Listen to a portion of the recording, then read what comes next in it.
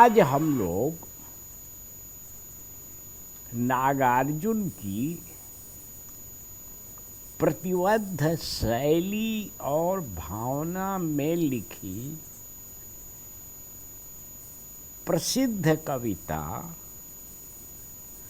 शासन की बंदूक की चर्चा करेंगे। इस कविता के बारे में दो तीन बातें मैं आपके सामने रखना चाहता हूँ। पहली बात तो ये है कि यह कविता दोहा छंद में लिखी गई है। नागार्जुन छंद में भी कविता लिखते हैं और मुक्त छंद में भी कविता लिखते हैं। अगर आप उनके खुरदुरे पैर कविता को याद करें तो वह मुक्त छंद में है, लेकिन यह कविता शासन की बंदूक दोहा छंद में है। अब दूसरी बात इसमें ध्यान देने की ये है कि दोहा हिंदी कविता के इतिहास में भक्ति काल और रीति काल का बहुत ही प्रिय और प्रसिद्ध छंद है दोहा। बिहारी ने सतसई में 700 दोहे लिखे। यही नहीं, तुलसीदास के रामचरितमानस में सैकड़ों हजारों दोहे हैं। दोहावली अलग से उनकी एक किताब ही है। तो इसलिए यह मध्यकाल का काव्य रूप या छंद है। नागार्जुन उन थोड़े से हिंदी के कवियों में हैं जो पुराने काव्य रूप को नया अर्थ देते हैं और नया महत्व भी प्रदान करते हैं। नागार्जुन ने भक्ति काल की कविता का भी राजनीतिक उपयोग किया है। जैसे उनकी एक प्रसिद्ध कविता है साम्राज्यवाद विरोधी, प्रभु जी तुम चंदन हम पानी। अब मूल रूप से यह भक्ति काल के महान कवि रैदास का पद है, पहली लाइन, लेकिन बाद की सारी पंक्तियां नागार्जुन ने समकालीन सोच और चेतना से युक्त करके साम्राज्यवाद विरोधी बनाया है उसको। यह कविता जो प्रभु जी तुम चंदन हम पानी अमेरिकी साम्राज्यवाद के विरुद्ध लिखी कविता है। तो जैसे पद को उन्होंने आधुनिक बनाया, समकालीन बनाया, नया अर्थ उसमें दिया, भरा, उसी तरह से दोहा छंद को आधुनिक और समकालीन बनाया है शासन की बंदूक कविता में। आप पहले, छोटी है पर पूरी कविता सुन लीजिए। शासन की बंदूक खड़ी हो गई चाँप कर कंकालों की हुक, नभ में विपुल विराट सी शासन की बंदूक। उस हिटलरी गुमान पर सभी रहे हैं थूक, जिसमें कानी हो गई शासन की बंदूक। बढ़ी बधिरता 10 गुनी, बने बिनोवा मूक। धन्य धन्य वह शासन की बंदूक। सत्य स्वयं घायल हुआ, गई अहिंसा चूक। जहां तहां दगने लगी शासन की बंदूक। जली ठूंठ पर बैठकर गई कोकिला कूक, बाल न बांका कर सकी शासन की बंदूक। इसमें दोनों बातें हैं कविता में। एक ओर तो स्वाधीनता के बाद भारत सरकार की हर जगह जनता के आंदोलन, धरना, प्रदर्शन, संघर्ष पर गोली चलाने की जो प्रवृत्ति है और थी, उस पर व्यंग है। पर उसके साथ ही अंत में यह भी संकेत है कि इस संसार में, समाज में, जीवन में ऐसे भी कुछ तत्व होते हैं जिनका सरकार कुछ नहीं बिगाड़ सकती। माने यह जो दोहा है कि जली ठूंठ पर बैठकर गई कोकिला कूक, कोयल के कूकने पर शासन की बंदूक क्या करेगी? न चल पाएगी, और चलाओ आप तो उसके पहले कोयल उड़ जाएगी। आपका चलाना न चलाना बेकार जाएगा। मतलब यह कि शासन की बंदूक मनुष्य विरोधी ही है। दूसरे जीव जंतु उससे संयोगवश बचे हुए हैं।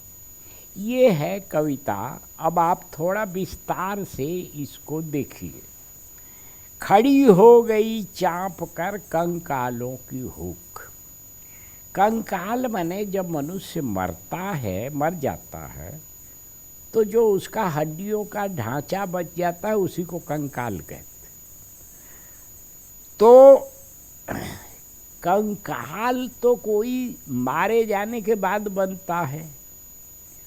उसकी जो आह है वही जैसे विशाल बंदूक की तरह, आसमान छूने वाली बंदूक की तरह खड़ी हो गई है, लोगों को डराने के लिए, धमकाने के लिए, परेशान करने के लिए। आगे बाबा कहते हैं कि इस हिटलरी गुमान पर, ये हिटलरी माने फासिस्ट, ये आतंकवादी, आतंककारी प्रवृत्ति है, तो उस हिटलरी गुमान पर सभी रहे हैं थूक, सभी थूक रहे हैं, उसकी निंदा कर रहे हैं, आलोचना कर रहे हैं। और इसी में कानी हो गई शासन की बंदूक। कानी हो गई मैंने उसको सुनाई नहीं देता। जिसको एक कान से सुनाई नहीं देता है उसी को काना कहते हैं। काना, कानी। बढ़ी बधिरता 10 गुनी। बधिरता माने बहरापन। शासन किसी की आवाज नहीं सुनता, न रोना सुनता है, न चीखना सुनता है, न चिल्लाना सुनता है शासन। तो बढ़ी बधिरता 10 गुनी। अब इस बीच में विनोबा जी इसलिए आ गए हैं कि विनोबा जी को सरकारी संत कहा जाता था। सबसे गड़बड़ काम उन अपने ही लिए अपमानजनक काम ये किया कि आपातकाल का उन्होंने समर्थन कर दिया, विनोबा जी ने। ये लगभग उसी समय की कविता है, 1967 की, थोड़ा आगे पीछे। तो बने विनोबा मुख्य, धन्य धन्य वह, धन्य वह। माने ये धन्य धन्य जो है, इससे स्वर निकलता है कि धिकार धिकार वह। ये बाबा की अपनी शैली है कविता लिखने की और भाषा को अपने ढंग से बरतने की, प्रयोग करने की। क्योंकि यह जो प्रवृत्ति है शासन की, उसमें सत्य स्वयं घायल हुआ। सरकारी अत्याचार से सत्य ही घायल हो गया तो क्या बचा? उसके बाद जो बचता है उसी का नाम झूठ है। तो मतलब सत्य तो गया और झूठ का चारों ओर राज हो गया। सत्य स्वयं घायल हुआ, गई अहिंसा चूक।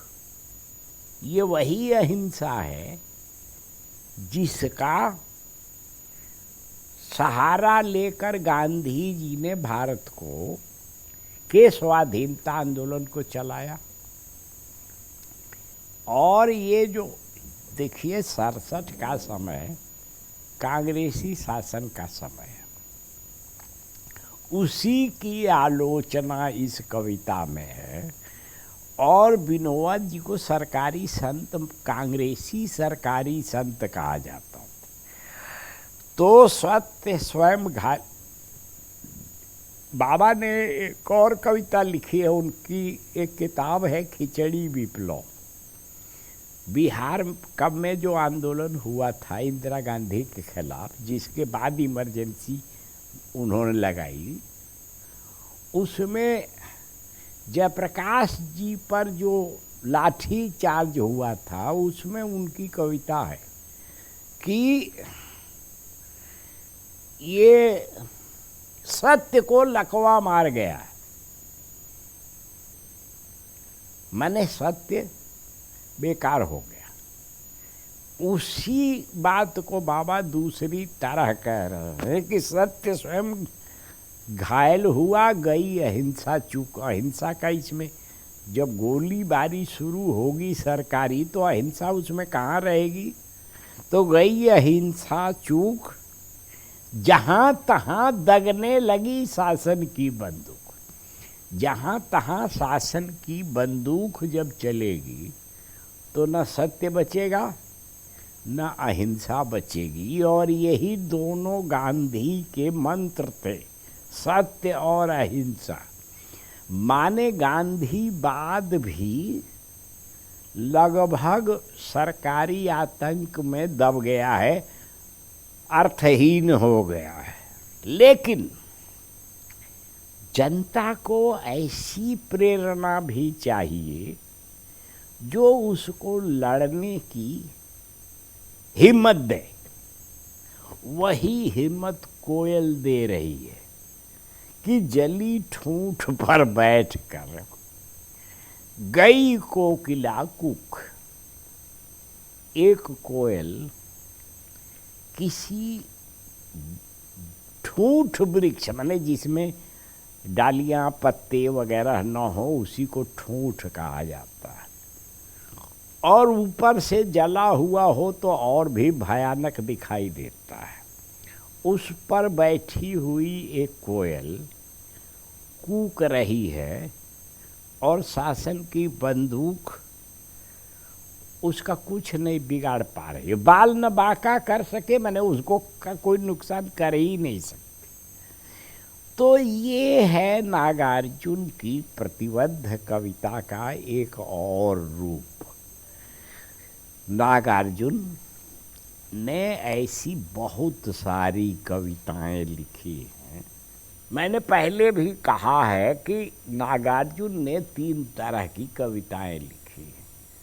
प्रतिबद्धता से जुड़ी हुई कविताएं, संबद्धता से जुड़ी हुई कविताएं और आबद्धता से जुड़ी हुई कविताएं।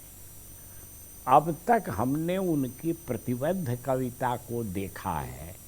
अब आपके सामने उनकी संबद्ध कविता को रखना चाहता हूँ। संबद्ध का मतलब ये है कि जिस कविता में भारतीय प्रकृति का सौंदर्य दिखाई दे, वह है उनकी संबद्धता से जुड़ी हुई कविता। नागार्जुन को हिमालय बहुत प्रिय था, हिमालय पर बार बार वो जाते रहते थे उधर कहीं न कहीं। यह कविता आपके सामने है, बादल को घिरते देखा है। यह हिमालय से जुड़ी हुई है और आगे कविता में हिमालय आता। भारत की प्रकृति का प्राण है हिमालय। कालिदास को याद करें तो कालिदास ने हिमालय को देवात्मा भी कहा है और नगाधिराज मैंने पहाड़ों का राजा भी कहा। तो इसलिए उसी हिमालय पर बाबा गए होंगे और उन्होंने जो वहाँ प्राकृतिक दृश्य देखा उससे जुड़ी हुई है यह कविता, उसका चित्रण करती है।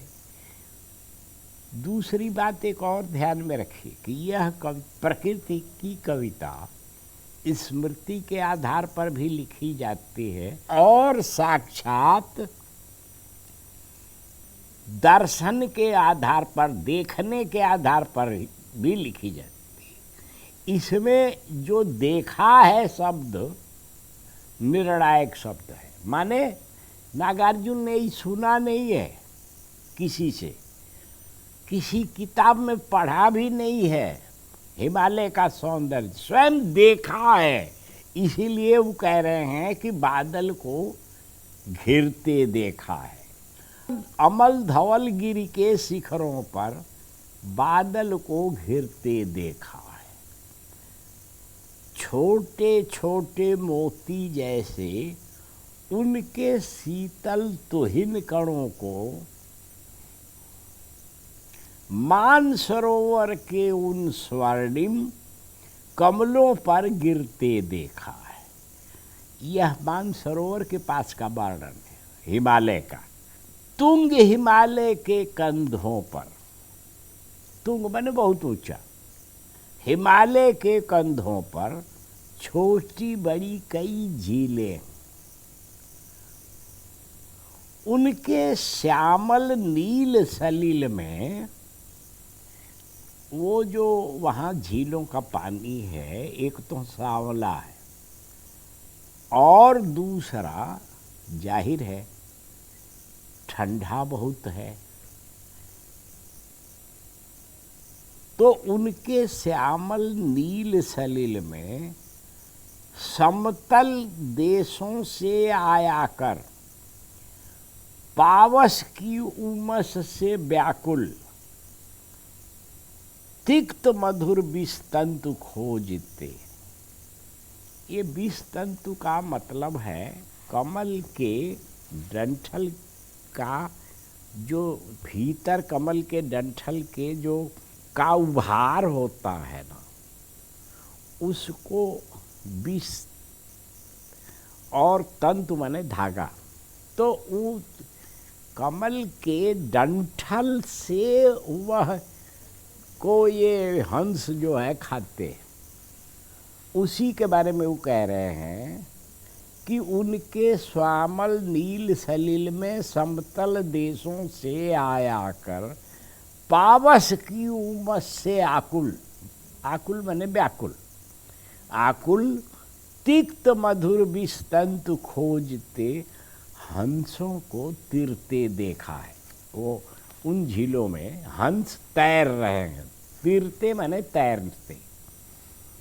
ऋतु बसंत का सुप्रभात था, ये जब का वर्णन कर रहे हैं उस समय का संकेत भी कर रहे हैं कि बसंत का समय था। मंद मंद था अनिल बह रहा, हवा धीरे धीरे चल रही थी। बालारुण की मृदु किरणें थी, बालारुण मैंने सूर्योदय के समय का सूर्य, बाल अरुण, तो बालारुण की मृदु किरणें थी। अगल बगल स्वर्णाभ शिखर थे, माने शिखर ऐसे थे जैसे सोने की चमक वाले। एक दूसरे से विरहित हो, अलग अलग रहकर ही जिनको सारी रात बितानी होती, निशा काल के चिर अभिशापित बेबस उन चकवा चकवी को। ये चकवा चकवी जो होते हैं, इनको कोई साप है या क्या है, रात को वो अलग हो जाते हैं। तो ये जब रात को अलग हो जाएंगे तो दुखी ही होंगे न।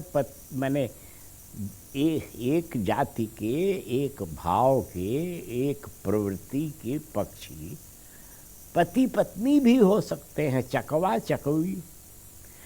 तो कहा उन्होंने कि वो जब अलग अभिशापित एक तरह से हैं, अलग हैं, सारी रात निशा काल के चिर अभिशापित बेबस उन चकवा चकई का बंद हुआ क्रंदन, माने सवेरा हो गया तो एक साथ हो गए, तो रोना बंद हो गया उनका। फिर उनमें उस महान सरोवर के तीरे शैवालों की हरी दरी पर प्रणय कलह छिड़ते देखा है। मैंने चूंकि सवेरा हुआ तो चकवा चकवी एक दूसरे के पास आ गए, और जो शैवाल जो है, काई जब ऊपर आती है तो दरी की तरह बिछ जाती है, उसी पर ये चकवा चकवी बैठ के प्रेम कर रहे हैं आपस। तो बेबस उन चकवा चकई का बंद हुआ क्रंदन, फिर उसमें उस महान सरोवर के तीरे शैवालों की हरी दरी पर, वो वैसे भी जो काई है हरी होती है, प्रणय कलह छिड़ते देखा है, बादल को घिरते देखा है। ये नागार्जुन की कविता है, थोड़ी लंबी है, मैं आगे पढ़ रहा हूँ। दुर्गम बर्फानी घाटी में 7 सहस्त्र फुट ऊंचाई पर, मतलब बर्फानी घाटी में बर्फ चारों ओर पड़ी हुई है, और हजारों फीट की ऊंचाई पर अलख नाभि से उठने वाले निज के उन्मादक परिमल के पीछे धावित होकर तरल तरुण कस्तूरी मृग को अपने पर चिढ़ते देखा है। माने कस्तूरी मृग के बारे में कहा यह जाता है कि उसकी नाभि में कस्तूरी होती है, पर गंध उसको मिलती है तो वो समझता है कि कहीं बाहर है, चारों ओर दौड़ता है, खोजता है, उसी को निज पर चिढ़ते देखा है। मैंने चारों ओर दौड़ने के बाद कहीं मिलता नहीं तो चिढ़ रहा है। कहाँ गया धनपति कुबेर वह, कहाँ गई उसकी वह अलका, नहीं ठिकाना कालिदास के व्योम प्रवाही गंगा जल का। अभी देखिए, नागार्जुन कालिदास, हिमालय से ही नहीं कालिदास से भी बहुत प्रेम करते थे। स्वयं उन्होंने इसमें जिस कविता का संकेत है वो है मेघदूत। तो मेघदूत का बाबा ने हिंदी में अनुवाद किया है, किताब छपी हुई है। तो उसी की ओर संकेत कर रहे हैं। कहाँ गई उसकी वह अलका, कुबेर की अलकापुरी, नहीं ठिकाना कालिदास के व्योम प्रवाही गंगा जल का, ढूंढा बहुत परंतु लगा क्या मेघदूत का पता कहीं पर। अब वहाँ कहाँ मेघदूत मिलेगा, पर ये कवि की कल्पना है। कौन बताए वह छाया में बरस पड़ा होगा न यहीं पर। मेघ है तो कहीं बरस जाएगा, तो बरस गया तो खत्म हो गया। जाने दो वह कवि कल्पित था। कालिदास का मेघ कालिदास की कल्पना की देन था। मैंने तो भीषण जाड़ों में नभचुंबी कैलाश शीर्ष पर, महामेघ को झंझा नील से गरज गरज भिड़ते देखा है। माने मैं कभी कल्पना की बात नहीं कर रहा हूँ, मैंने तो कैलाश पर्वत के शिखर पर स्वयं अपनी आँखों से भीषण जाड़ों के समय में महामेघ को झंझा नील, माने भीषण एक और आंधी और एक और मेघ दोनों आपस में भिड़ रहे, ये देखा है मैंने। इसीलिए शुरू में कहा था कि देखा शब्द इस कविता में बुनियादी अर्थ का द्योतक है। सत सत निर्झरणी कल मुखरित देवदारु कानन में, देवदारु का पेड़ बहुत ऊंचाई पर होता है हिमालय में। शोणित धवल भोजपत्रों से छाई हुई कुटी के भीतर, माने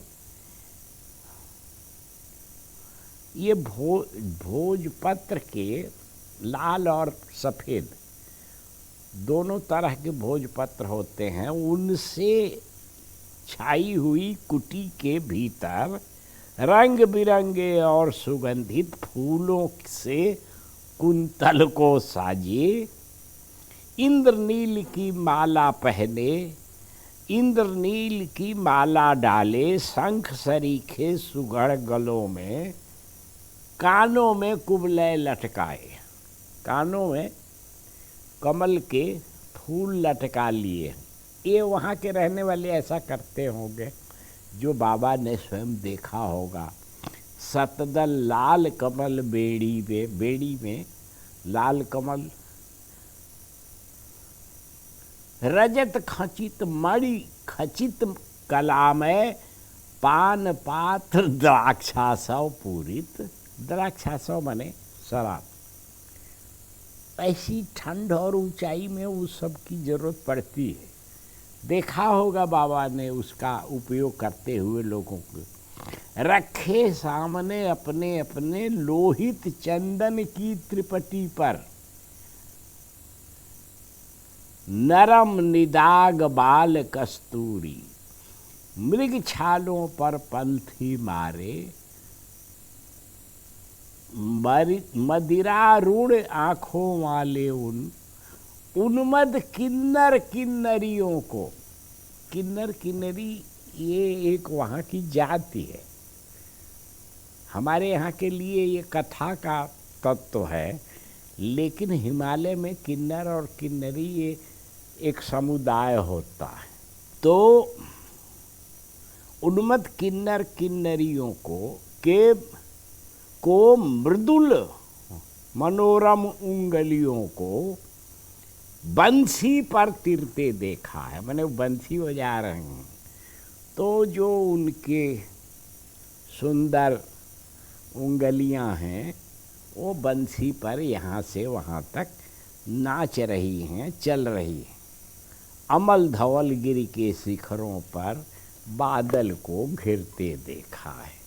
ये नागार्जुन की कविता है दूसरी, जो आपके सामने मैंने रखी। ये शुद्ध प्रकृति चित्रण की कविता है, जो पहले शासन की बंदूक से एकदम भिन्न ढंग की, भिन्न प्रवृत्ति की और नागार्जुन की काव्य संवेदना की विविधता को सामने लाने वाली कविता है। विशेष रूप से हिमालय की प्रकृति के सौंदर्य, उसमें रहने वाले जीव जंतु और मनुष्य के विभिन्न क्रियाकलापों का चित्रण वर्णन इस कविता में है। इसी दृष्टि से इसे आप देखें और पढ़ें।